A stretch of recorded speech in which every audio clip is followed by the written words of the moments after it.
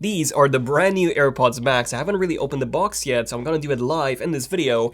And we also have a few other topics which I'm going to cover, such as some updates on the Galaxy S21, some updates on the Apple Watch Series 7 and the future of the Apple Watch, and of course, some updates on what's happening with Cyberpunk. So get a snacks ready, and here is ZoTNews episode 14.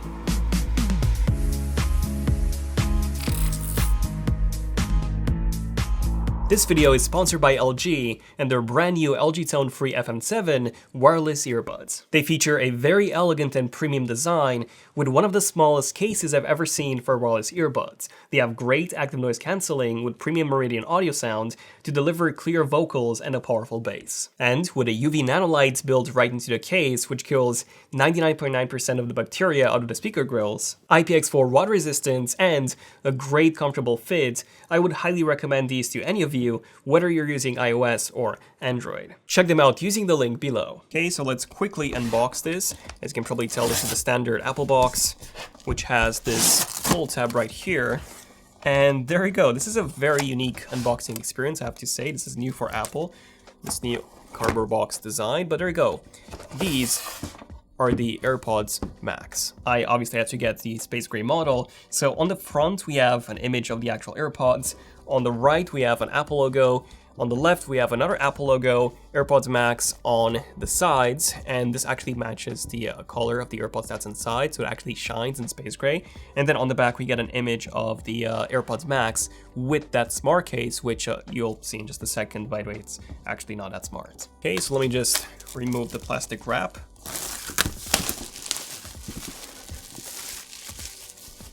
And there we go, the AirPods Max.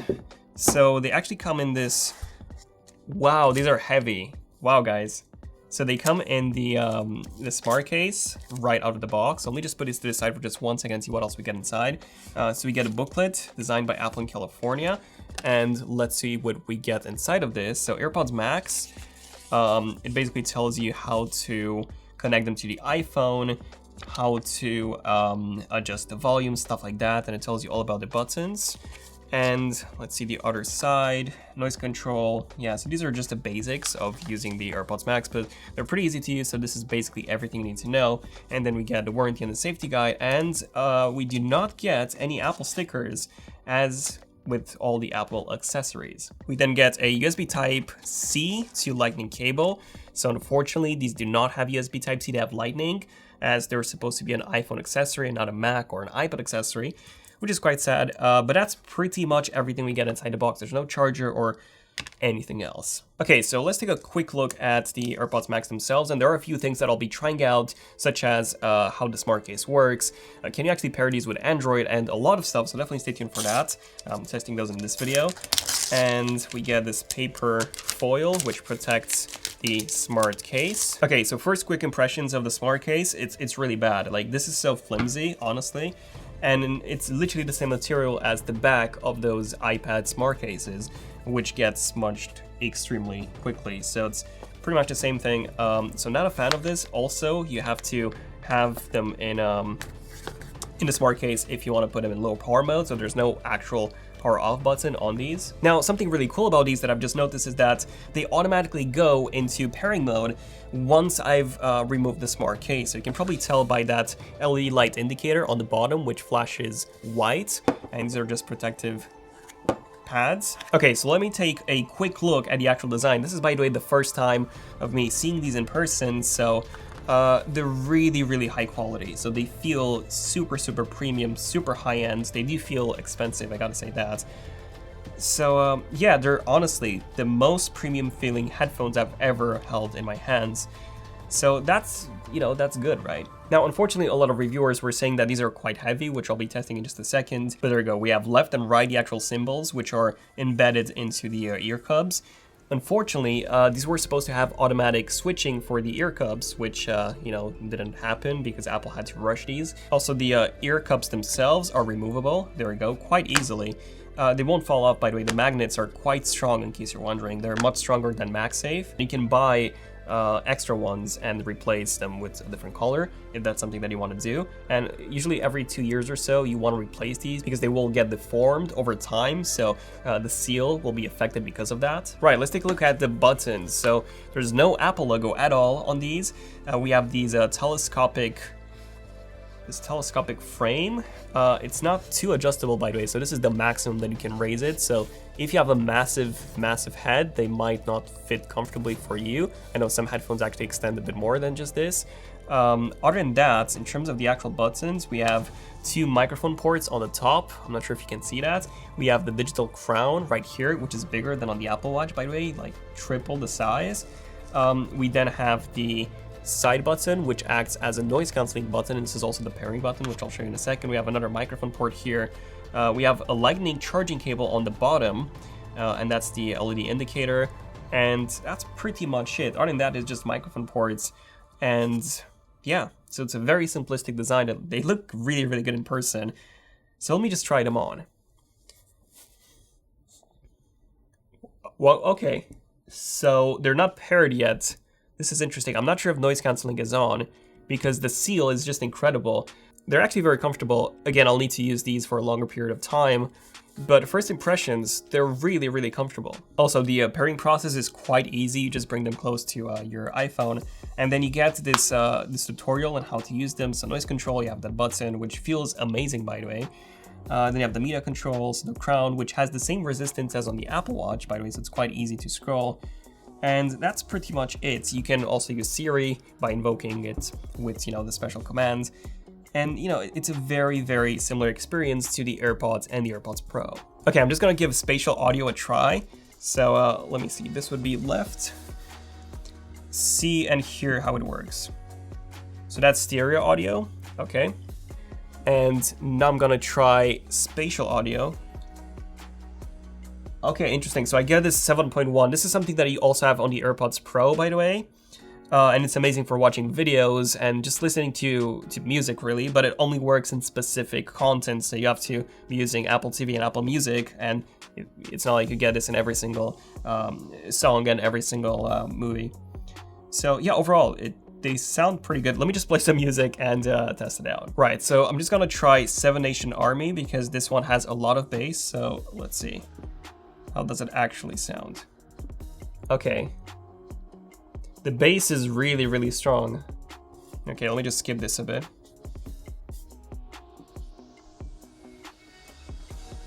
It's pretty good, guys. Yeah, it's pretty good. Yeah, I'm impressed. The vocals are extremely clear. Yeah, and the bass is just super realistic. So, sound quality, really good. Definitely the best over-the-head headphones that I've used, but I'm not a big headphone user anyways. So, I'm probably not the best person to give you an answer on this, unfortunately. And now I'm quickly gonna try a podcast, which is actually MKBHD's podcast, which I highly recommend. Okay, the vocals are amazing.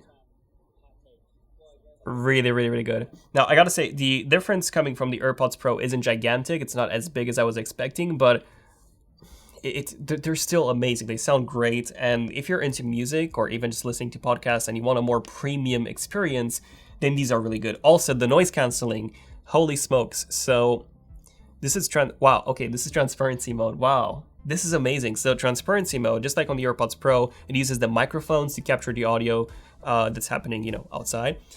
And you feel like you don't have the headphones on. At least with these ones, it feels, or it's just so much more realistic. It's hard to explain, but it's such an improvement over the transparency mode on the AirPods Pro. Also, it seems to be 360, so if I stand my fingers behind me, we do have microphones all around the headphones, so you can actually hear what's happening behind me, which is really cool. It's like, honestly, it's like not having them on, or almost as close. So they're really good in terms of that. And then once I activate noise cancelling, then there we go. I can barely hear a thing. I can slightly hear my voice, but the difference is pretty massive. Okay, so first impressions, like I said, they sound really good. Noise cancelling is amazing. Transparency mode is even more impressive, but the thing is, they're really expensive, and personally, I'm not really into over-the-head headphones myself. And they do have quite a lot of disadvantages too, like the fact that, they're not collapsible, so they're not that easy to carry around. And yes, you do have this stupid smart case. By the way, the thing is, if you if you want to turn these off, you have to put them in the smart case, because otherwise, if you just leave them on the desk, they will discharge. They will enter low power mode after 2 hours, but that means that they will drain 2 hours of battery, which is, you know, quite bad. Also, they do not have USB Type-C, which is a big downside. They're not water resistant or even moisture resistant, so if you plan on using these for, I don't know, going to the gym, they're not the best idea. Also, like I said, they're heavier than other headphones. Also, if you plan on using these at the gym or even when using Apple Fitness Plus, which has now launched, they're not the best idea because they're, you know, still quite heavy when compared to something like an AirPods, the regular AirPods or the AirPods Pro. Now you're probably wondering, how on earth do you set these up with an Android phone? And you can actually do that. So it's quite easy. You just hold the noise cancelling button, you hold it for a few seconds, just until the light on the bottom will start blinking. And that's when you'll know that they are in pairing mode, as you can see. This is the light, by the way. So it's a pretty easy process. Now, the downside is that just like with the AirPods and the AirPods Pro, if you use these on Android, you won't get a lot of the features like autoplay. Obviously, you won't get Siri support at all, or even Google Assistant, of course, so you won't get any smart assistants. And noise cancelling still works, but I always found that the sound quality when using AirPods on an Android phone is nowhere near as good as on iOS. And even the volume, like all the AirPods on Android, they're quite quiet for some reason. Now, I am leaving on holiday, by the way, actually tomorrow. Today's Wednesday when I'm recording this. You'll see this video on Sunday because it's part of ZoTNews. But my point here is I'll be taking these with me on holiday and I'll be properly testing these. And then once I'm back in January, we'll be doing a full review on these, especially if you guys want to see that. Definitely let me know in the comments and leave a like on this video. And we'll be doing that early next year. Okay, next topic, we have the Samsung Galaxy S21, and we do have some pretty awesome updates on that. So first things first, we've actually seen some benchmarks, the very first benchmarks of the Galaxy S21, and as you can probably tell, the score is quite a bit lower than on something like the iPhone 12 Pro, as expected. And by the way, this is coming from the Exynos 2100. This is the new processor that the S21 will have. Also, why is it called 2100 when the previous one was 990? Like, the naming schemes today on pretty much all the products, or most of the products, are so bad. Now, the Geekbench scores of the Snapdragon variant also got leaked, and these were a bit higher, but still not as high as on something like an iPhone 12. Also, the Snapdragon processor isn't called the 875, but the 888 instead. Why? We do not know. But like I said, naming schemes are just so confusing, and it's really difficult to keep track of what the next model will be when they keep changing their numbers like that. Speaking of the S21, apparently it will have an S Pen. We've seen some leaks on this before, and now this has been officially confirmed by Samsung that one of the models will support S Pen, likely the S21 Ultra. However, it will not have a dedicated S Pen slot, but you can buy an S Pen separately and then you can use it with the S21 Ultra, which I think is pointless. Like, the whole idea is just having that S Pen easily accessible all the time, which we won't have on the S21 Ultra, but at least if you have an S Pen lying around from an old Note or something, you can use it on this phone. And we've seen more and more reports that Samsung will actually be launching this, or at least announcing it, in January, which is quite unexpected. Usually, Samsung events have been in February, mid-February, or even the end of February, but this will be in January. The second week of January, to be more specific. Also, there is a rumor that we might not get a charger inside the box, which is quite funny because Samsung mocked Apple for the fact that it didn't have a charger in the iPhone 12 boxes. That was in October. And now just a few months from now, they might remove the charger. Now, this is not confirmed yet, but there is a chance that it might actually happen. And now some updates on the Apple Watch Series 7. So we've had a new patent leaked by Patently Apple that shows that Apple is interested in actually adding Touch ID into the Apple Watch. Now, you would expect this to be an in-display fingerprint reader, but no, this is literally on the side button, not a crown, but a side button. Okay, but why? What's the point? Well, you will be able to unlock the Apple Watch using Touch ID by just holding your finger right there, which is, you know, faster than typing in a passcode. And you will be able to use it for Apple Pay, which again will be more secure that way. At the end of the day, I think it's a cool idea, but I would just prefer to have it built into the display itself. And then I also think that adding stuff like, more health monitoring sensors, and maybe even a new design, like a circle design, which I've been requesting for many years now, I think that's way more important than just adding a fingerprint reader, which will speed up the unlocking process by like 1 second or so. I don't know, that's just what I think. Let me know in the comments, what do you guys think? And now let's talk about Cyberpunk, which, well, you all know how it runs. So on the current gen consoles, and by current gen I mean PS4, PS4 Pro, Xbox One, and Xbox One X, it runs pretty bad. So it runs at sub 720p guys, on the Xbox One and the PS4, which is just unacceptable. It runs at 1080p on the PS4 Pro and the Xbox One X, but with sub 30 FPS. So you're getting like 25, 27, or even lower, which again is really bad. And then, you would expect this to run at something like 4K on the PS5 and the Xbox Series X because they have so much power, but no, they just run at 1080p, 60, and that's it. The PS5 runs at a bit higher than 1080p resolution, the Xbox Series X runs at 1080p 60, or I believe it's Quad HD 30. But yeah, you've all seen the memes, and this is so disappointing because this was a game that was teased for so many years. It's been in development for more than 7 years now, and I don't know, it's just disappointing. Like, initially I thought that CD Projekt Red's team was quite small, but it's actually quite massive. They have over 1,000 employees, and when you realize that, over 1,000 people were working on this for the past 7 years, and the thing is, the game was actually developed with a PS4 and the Xbox One in mind. It was actually announced before the PS4 and the Xbox One were announced. So you would expect this game to run amazing on the PS4 and the Xbox One, but it doesn't. It runs horribly. And the thing is, you need a high-end gaming PC to be able to run this game at any acceptable settings. For example, TechChap did actually a very good video comparing the performance on different GPUs, and if you take a look at this graph here, on a RTX 3090, which is the world's most powerful GPU, with everything maxed out, it runs at 24 frames per second, guys. 24 on the world's most powerful GPU. Now, it is a good looking game, but it's nowhere near as good looking as something like Microsoft Flight Sim, in my opinion at least. That's way more detailed.